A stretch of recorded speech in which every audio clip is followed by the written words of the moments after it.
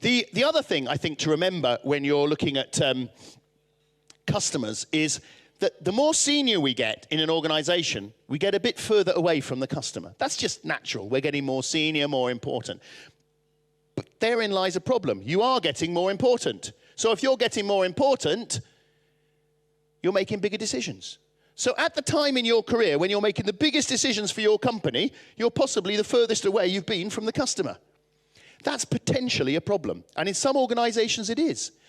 And therefore, the key is not just how good are your customer insights. The key is how good are your processes and procedures inside your organization for sharing them so that the right people get them. And often you see that the insights are there somewhere, but have we all got them? Have we listened to the people at the front line who really see it? I'll give you a big example of where that's a problem for me at the moment, okay? About, 2 years ago, I started to wear reading glasses, okay? It comes with age. You know, your arm is only this long, so you can't get the piece of paper further away, so you end up with reading glasses.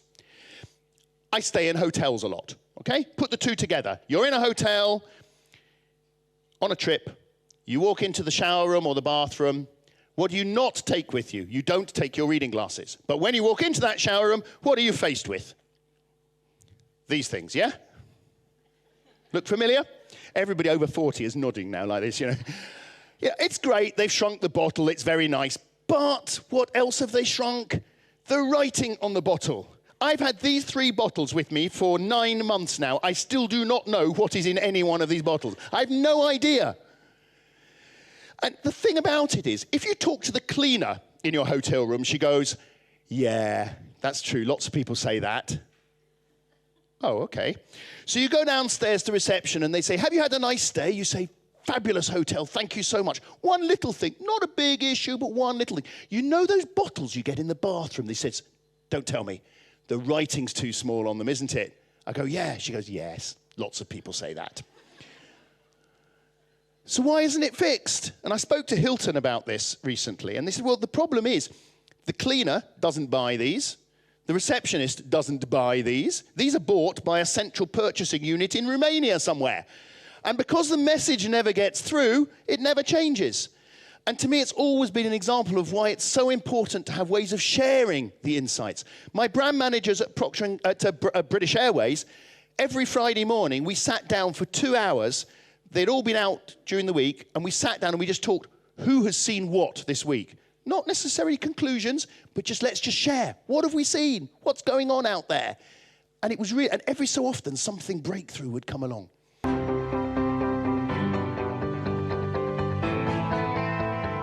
Number one, we need to change the way we understand our customers. Customer understanding, for me, is not about data. It's not about information. It's not about market research reports. It's about insights. It's about getting some knowledge of the customer's world that nobody else has spotted yet, and using that as the basis for your innovation. So soft insights are the key, guys. Get into the customer's world. Yes, do the data. Yes, do the analysis. Yes, have all the numbers. But also, get out there and understand that customer's world. Who's your customer going to be? A primary customer, I guess, is probably going to be the person buying the food or buying the family meal. Who are their customers? The rest of the family.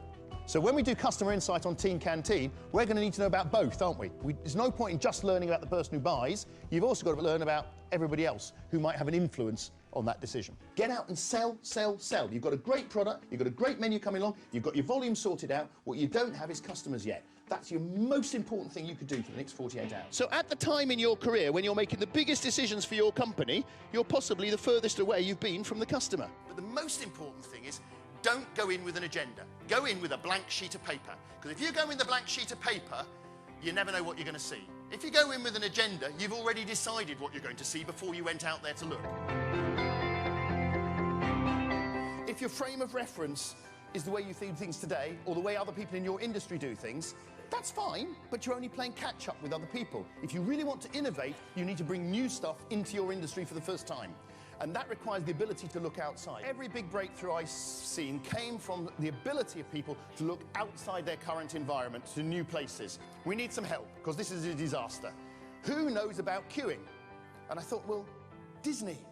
I'd been to Disney in Orlando, and I thought they'd get children to queue. Let's come and have a look. These are the guys who design the interior of luxury sailing boats, sailing yachts in the Mediterranean, okay?